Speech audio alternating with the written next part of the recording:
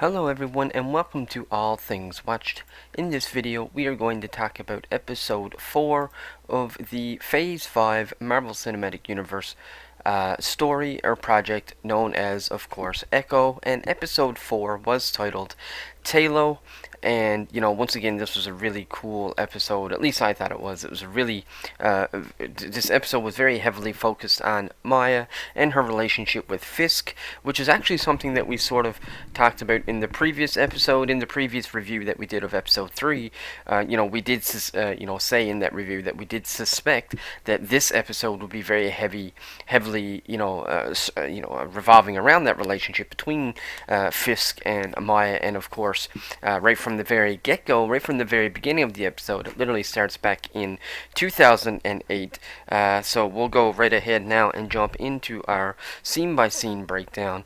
And so the episode begins back in 2008, and if you can remember the MCU timeline, the Marvel Cinematic Universe, this would have been around the exact same time that Tony Stark ends up over in the cave and ends up becoming Iron Man. So this would have been technically the same year that Tony Stark becomes Iron Man, and as we see, young Mya here, is trying to go up to get some ice cream, but of course she's deaf, and the ice cream man is sort of mocking her and basically telling her to use her words, but obviously she's not able to because she's deaf and whatnot. And she does, she is able to do ASL, American Sign Language, but obviously he's probably not going to know that. And, he just doesn't understand why the little girl is here and not speaking. Now, the only problem I sort of had with this scene is that I just don't think that, I just didn't feel like this was overly realistic. I don't think that someone here that's just selling ice cream, especially if he's selling ice cream to children, like I just don't feel like he would have been that aggressive and maybe that mean. But I understand that, they really only set this scene up for the sake of showing Mya's relationship to Fisk. So, of course, it turns out that he does end up treating her very, unfairly and very poorly, and so she ends up coming back to the car. And of course, when she gets in the vehicle, then of course Fisk is here. Now, one thing I did really like about this scene is that Fisk sort of looks at her and he's like, hey, well, Uncle has to go do something for a second. He doesn't want to do it in front of her. He doesn't want her to actually see the violence. But I just really appreciated how he calls himself her uncle, which is how Mya really has always seen Kingpin, as her uncle and as sort of this guardian ever since ever since both her parents died. Well, first her mom died, and then of course her and her dad ends up moving to New York, and he obviously ends up getting employed here by Fisk. But I just really like that dynamic in that relationship, and just that dynamic that they have, where it's more of like an uncle and niece as opposed to like he's not really a fatherly figure, but but he's also not really a brotherly figure. He's more of that uncle figure. So I really enjoyed that. And so, of course, Fisk comes out and goes over and absolutely brutally destroys this guy, which we did see on the trailer, which we actually said in the previous episode. We suspected that scene would be in this episode. I figured it would be because I just felt like that wouldn't be something that they would have left for the finale. I feel like there was going to be at least one episode, with the relationship between Mya and Fisk before the finale, just because I feel like it just makes sense. Like, that would just be, the appropriate thing to do. And so, after he beats her up, he's trying to hide it away from Mya, but as you can see, then Mya ends up coming, and I really love that scene as well because she actually goes over and kicks him, and this is sort of the first time that we see that little bit of darkness inside of Mya, and so you can tell that that darkness has been in her, ever since she was a child. And Fisk, normally, whoever the guardian is, they would probably want to discipline the child and be like, hey, that's not okay, it's not okay to hurt people. But here in this world, in this mobster world with Kingpin, he's like, he sees this as an advantage. He sees this as an opportunity to sort of exploit Mya and maybe train her to become sort of like this lethal assassin, kind of like what she is, because she is kind of like this assassin, and he sort of, exploits that and utilizes that to his advantage, especially with what we've seen, with everything that occurred in the series Hawkeye. And so I just really thought that it was really cool that, he's seen this in her at such a young age. And so now we come back to 2021, which is still not quite present day, but it is only a few years back. And so then we see Mya and Fisk here, once again, we see the brutality of Fisk. They're basically having this conversation. He's saying how he's really proud of her. He wants her to be, sort of moving up, and he basically talks to her about trust, how he trusts her and how he wants her to trust him, and all that kind of stuff, and really just talking about family stuff. But the relevance of this episode, or of this scene, I think, is really just to show that every Sunday Fisk and Mya would have, end up, they would have, gotten together for these sort of Sunday dinners. You can see Fisk is here sort of staying in this Highliner, almost like the suite that he always stayed in. The only thing that I felt was missing here is I would have really appreciated if we could have seen Vanessa, even if they couldn't get the original actor back. It would have been cool if they had anybody, even just, an actor, just to fill in for Vanessa, just for the sake of this one series, even if it was only for one shot, or a couple shots, or a couple scenes. I would have really liked to see Vanessa. I really felt the absence of Vanessa here, especially with how much she means to Fisk. It just seems really strange to see Mya and Fisk, together, and not Vanessa not being there. Now, I guess you could make an argument and say, well, maybe, she's off somewhere, or maybe she's off doing something or whatnot, or maybe he just simply hasn't met her yet, but I highly doubt it, because, this is 2021, and technically Daredevil would have happened, back in 2016, roughly around that time, roughly around Age of Ultron, roughly around Ant-Man, or maybe, like, around, the original, what comes next, maybe like around the original, even Doctor Strange or Captain America Civil War. So either way, it would have been, he would have known Vanessa by now, but I did feel the absence of her in this series, but it was still fun to see that, and all that kind of stuff. And then we get this brutal scene here, of course, where he actually ends up killing the interpreter, which I felt was maybe a little unnecessary, but I guess the whole point was just to show how brutal Kingpin is, to show that he is this ruthless, and if you work for him, you're better off just not working for him, because you're probably going to end up in a body bag, whether he kills you or one of his enemies kills you for some kind of turf war, gang war, or you might end up having to face a superhero like Daredevil or someone like that. Working for Fisk is probably not a good thing. And so then we finally come back to the present day, and we see something here that I thought was really, really cool and very creative. And I actually have to give props and credit to Marvel for actually doing this, but they actually have Fisk give Echo or Mya an actual piece of technology, which is really just a contact, but it's able to translate between her and Fisk, basically becoming the translator, where whenever he speaks, it signs the words to her, and then whenever she speaks, he has an earpiece in his ear, which allows him to, it basically translate the sign language and whatnot, and is able to tell him what it is that she's saying or doing. And I really thought that that was really appropriate, because we are living in this world now where, you do have an Iron Man, technology is very advanced. You do have, the Wakandans now, which are introduced, and they're very advanced in their technology, not to mention we do have other heroes. Just because we haven't seen them doesn't mean they're not in this world yet. People like X-Men or like the Fantastic Four, there's no doubts, or even someone like Kang the Conqueror. There are people in this world, or in this, Marvel Cinematic Universe, that do have some extremely advanced technologies. So it's really cool to see Fisk, take advantage of it. And here you can see the cool shot where, he's speaking to her, and the contacts are translating it through sign language. And I really thought that that was really cool, and just a cool little nod, towards, Mya and her disability, which is really not even a disability. It's really a strength more so than a disability. And so then he pulls out the food and the wine, and of course, he ends up wanting to sit down with her for Sunday dinner, just like we seen back in 2021 in that scene that they showed us from a few years back.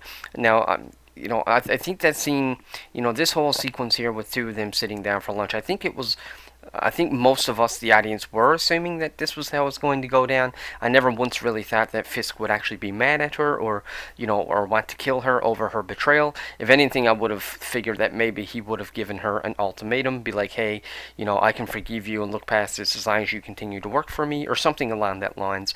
But at the same time, in the back of my mind, I was also thinking maybe he would be okay with this, because of the fact that I think that he might have some respect for that. The fact that she did stand up and she did sort of make a move towards him and against him, shows that she's not a coward. She's not afraid to stand up to what she believes in. And so I wasn't really, I wasn't really 100% sure how this scene was going to play out, but I'm not surprised that it went this way. I did kind of figure that he would respect her, because I think that at the end of the day and at the end of the series, I do believe that he really likes her. He really do look at her as a niece, and I really do think that he would, if he can keep her on his good side and if he can help her, I think he really would. And so we end up coming then to the scene here where he, this here once again is showing the emotion that Fisk has towards her and how much he loves her. He offers her these cookies, which are, from this certain place, and he's like, do you still love these cookies? Are they your favorite? So once again, you can see that this was a very thoughtful gift. He remembered that she liked these cookies, and he was also willing to go out of his way to get them for him. And then we get a really intense moment here when they actually drop the fork, and of course they're both looking down, and Mya and Fisk, they don't really know, whether or not they should trust the other one, but of course they both go down to get it, but Fisk ends up getting the knife. I thought it was a fork, but I said fork, but really it was a knife.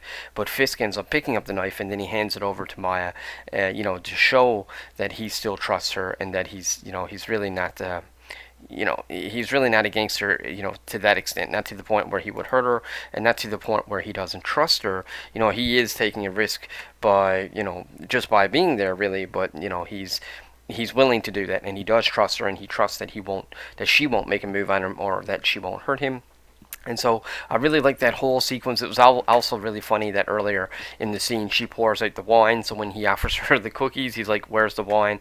And she's like, "I poured it out." And he's like, "Well, let's hope the cookies don't go the same way as the wine."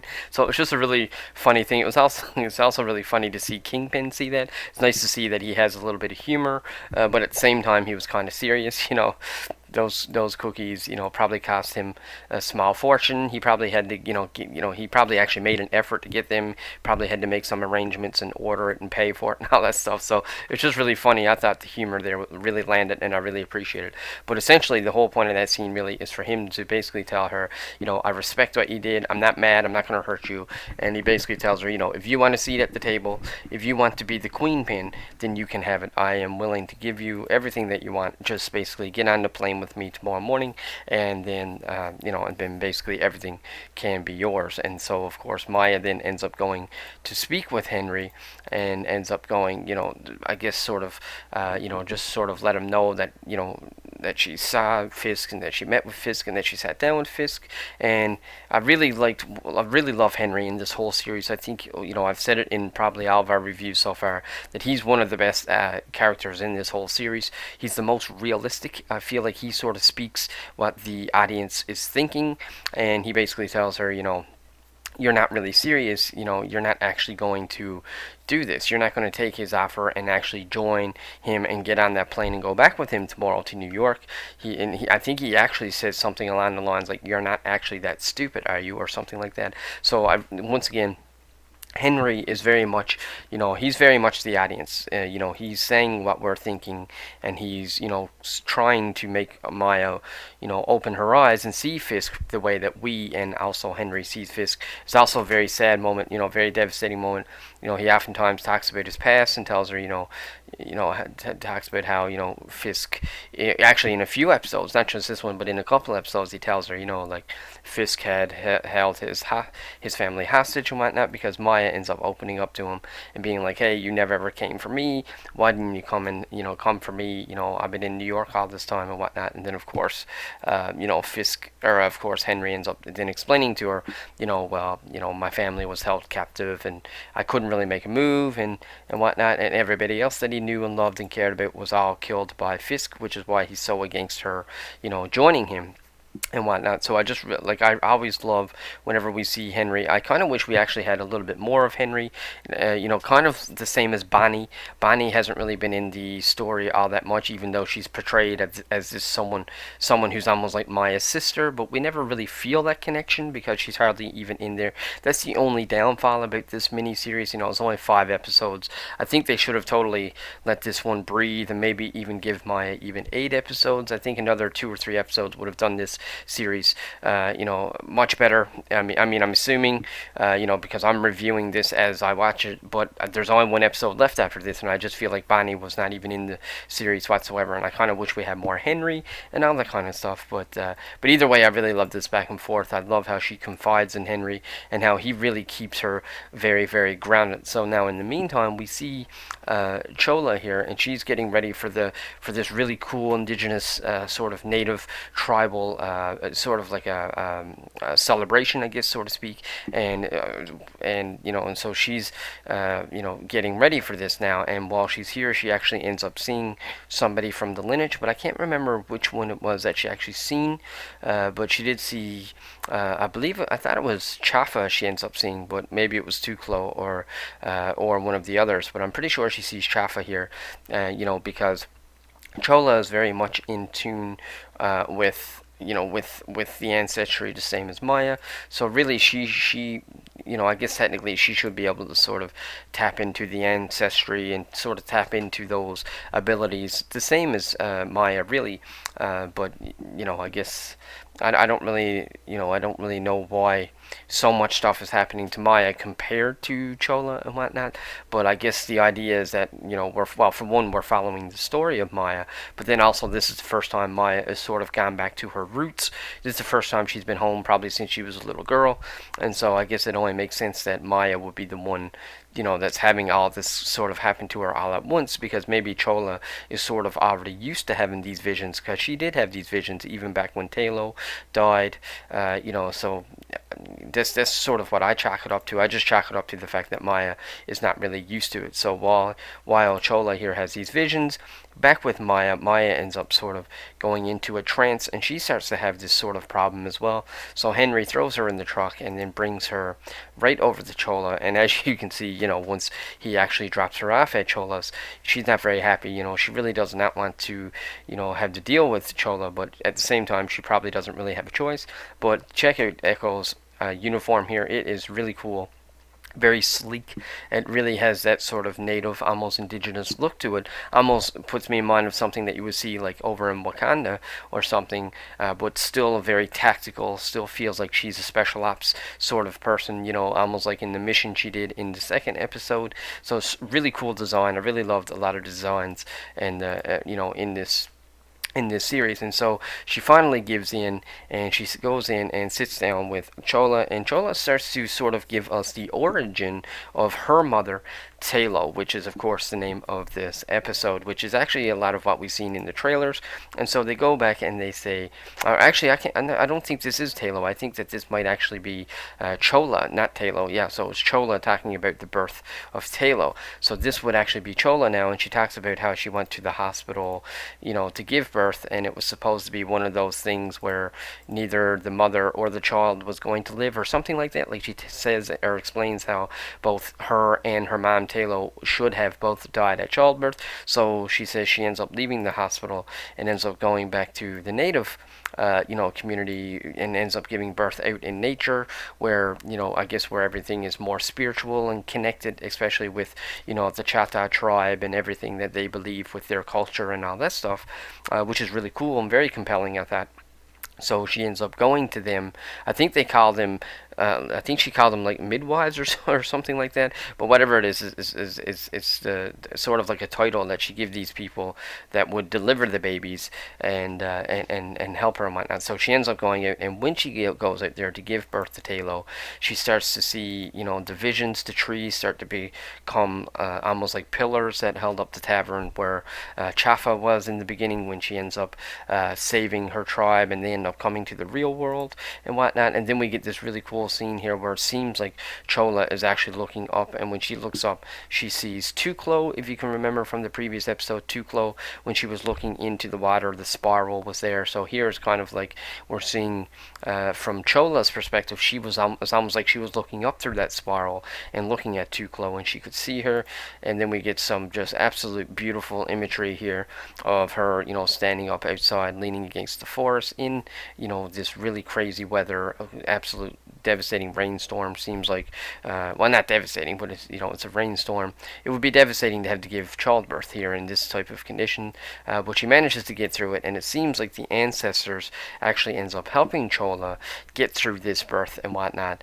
And then, of course, this is when we actually get sort of hear Maya get her actual name, and Chola here, does this thing like his wave, so to speak, with her hands, and says that the ancestors and their abilities are sort of echoing through the generations, hence the name Echo. And I really liked how they told that story and how they told Chola's story about how she gave birth to Talo, and I thought it was really appropriate and very fitting, and I just absolutely loved that whole sequence. I thought they did a great job with the editing. It looked really great visually, and it was also very clever how they sort of changed Echo's power here in this series compared to what she is in the comics, and they have it where it's actually more of an ancestral thing and more of a tribal and more of a community thing, as opposed to just mainly focusing on Maya. Even though the story is told from Maya's perspective, it makes her tribe and the Chata Nation more of a community as opposed to just center focused on Maya.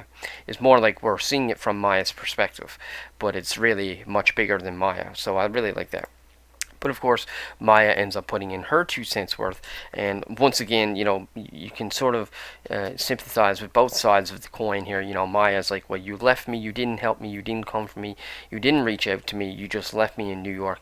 And then Maya calls her selfish, and I just thought that was it was very hard to watch, a very hard scene to watch, but a very appropriate one. And it was really good that they both, sort of confronted each other, and then, sort of said their piece and made their peace with, the whole situation. And so Maya ends up leaving, and when she meets with Henry's like, well, how did that go? And Maya's just like, that was exhausting. So I thought it was really funny. And then in the meantime, while Maya is now gone off with Henry, we comes back to Chola, and you can see now that Chola is actually trying to create this uniform, which I feel like is going to be really cool and probably have, some form of indigenous tribal symbols and whatnot on it. And I'm actually really excited. I'm assuming that this will end up becoming Maya's uniform. This will be, say, the Echo uniform type thing, and I'm really excited to see that. I'm really excited to see how it looks and how it turns out. Either that, or maybe even Chola herself will wear it. I'm not really 100% sure how it will go down, but I do feel like this will be sort of, a big revelation, so to speak, in the next episode. So I can't wait to see it, but it was really cool to see her do that. So then Nightfall ends up coming. Once again, kudos to the score, whoever did the sound engineering, the sound design for this episode. Once again, knocked it out of the ballpark. It was so emotional. Seems like every episode has some form of emotional punch, so to speak, in all the episodes, but anyways, Maya ends up coming here. She pulls her gun, and she comes back to Fisk here at the hotel before he's supposed to fly out the next morning, pulls the gun at him, threatens to kill him, and he actually confronts her this time, and he's like, go ahead if you want, kill me again for this, go ahead and try to kill me again. And so I really thought that was really funny that he said that. But once again, obviously she's not going to kill him because she does feel for him.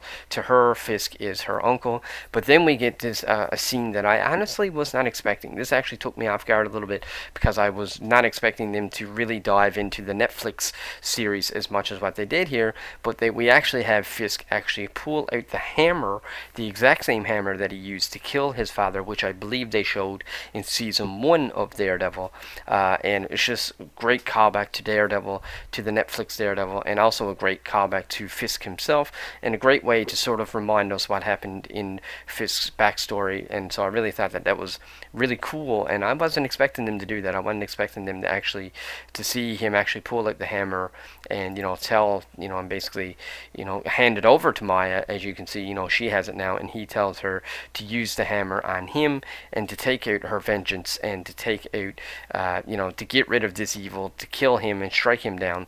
And also that's a really big character development for Fisk himself, because it is to some degree sort of him surrendering to her, but while also at the same time it's really him manipulating her, because he's like a master manipulator. He's been sort of pulling her strings all throughout her life, and so even though it seems like he's trying to do a good thing for her, really he's still trying to manipulate her. Really he's still pushing her to be the monster that he is, so to speak. So I just really loved how he actually pulled out the hammer, and I was not expecting that. Once again, it was a great callback to the Netflix series and a great way of connecting, the Netflix series now to the greater MCU. And I just thought it was so cool and very, very appropriate. And for the most part, that's pretty well how the all the big significant stuff that happens in the episode as pretty well happens at that point. We then get a really cool shot at Maya, overlooking the lake here, and she's really struggling. She's really battling, trying to find that balance between good and evil, trying to find a balance between whether or not whether she's a good guy or a bad guy, a hero or a villain, or I guess you could say by at this point she's more. I would say she's more like the Punisher now, more like an anti-hero. She does bad things, but she does it for the great reasons, for with good intent, good intentions, but she is still a killer. She's still killing people. She killed people in the last episode and whatnot. So she is definitely not a hero, but she is well on her way of being a hero. Right now, I would say she's an anti-hero. But it was really cool to see even the facial expressions from the actor. She was able to do such a great job, Alakwa Cox, at portraying that emotion just from her facial expressions and whatnot, and then combine that once again with the score, which we keep talking about. The music, the score really drew out the emotion and really made it believable, honestly. And you could really, which was so suitable because this whole series really is about Maya and her struggle of trying to figure out where to go next and who she is and where she comes from and what is she supposed to do next. And now, this scene basically sums up the whole series, just basically in a little nutshell. And, the actor did a phenomenal job, and the editors did a great job, and the directing at really using the score and the emotion to pull off that scene.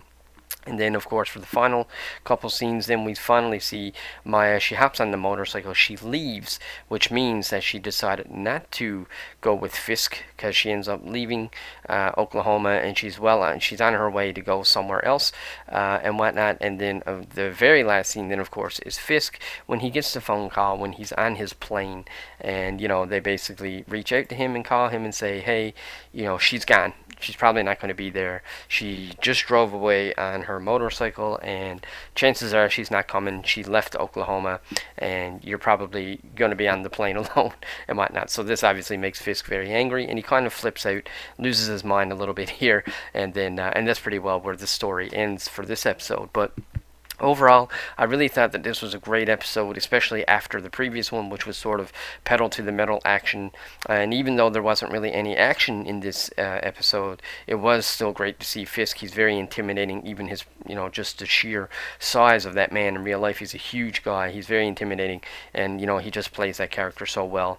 And so even though there wasn't a whole lot of action, it was still very interesting and still a very compelling story because we've got a lot of character development on both sides, I think, from Maya and then also Fisk, and you really had this mutual agreement where neither one of them wanted they both claim to sort of want to, get revenge for the other. Maya sort of wants revenge against Fisk for killing her family, but then she actually has the opportunity to the point where Fisk actually surrenders and gives her the hammer, but then she doesn't, she chooses to do the right thing as opposed to just kill him, because I do think there's some form of, deep love still embedded into her for him and whatnot. But then, of course, then you have, during that whole situation, Fisk is still, you can tell that he does care about her because at the beginning of the episode, he goes and brings her gifts and sits down with her for the Sunday dinner.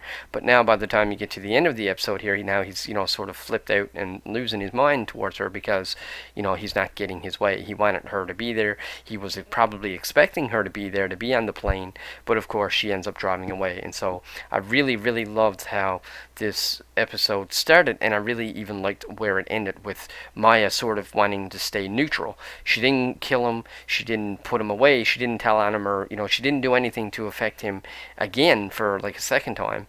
But then at the same time, she also never went with him. So I really like how she sort of took that neutral route and sort of just, left everything behind, left her family, and then also left that criminal world even after he offered it all to her.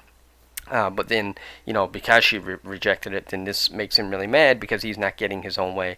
And so it was really cool to see all that. And I'm very curious to see, once again, how this series will end, because I don't know how it could end without one of them having to lose. And I can't see Echo being killed. At least I hope not. I would love to see her make an appearance on the ground level, heroes, even if they end up, rebooting the Defenders. I would love to see her on the Defenders team. I would love to see her in Daredevil. I think she would be a really good character to have with Daredevil, especially considering that they've already met, at least in the fighting sequence. At least, they might not have actually talked or met in that, in that sense. But not only that, but Maya doesn't wear a mask, or she doesn't cover her identity or anything. So it wouldn't be too hard for Matt Murdock to figure out who she is or where she is. So I would love to see them come together again in the future. Not only that, but in the comics they have a great relationship. Matt really helps her come out of that dark side and really helps her come out of that criminal world. So I would love to see that played out here in live action, and hopefully we do get that. I don't suspect any of that'll happen. I don't think we'll see Daredevil in the finale, but I would love to see her in the upcoming Daredevil series. And with that being said, folks, that is my review of episode 4 of Echo. So let me know in the comment section below if you've seen it, and if you'd like to tell me why or why not. If you like this video, click the subscribe button, and until the next one, take care.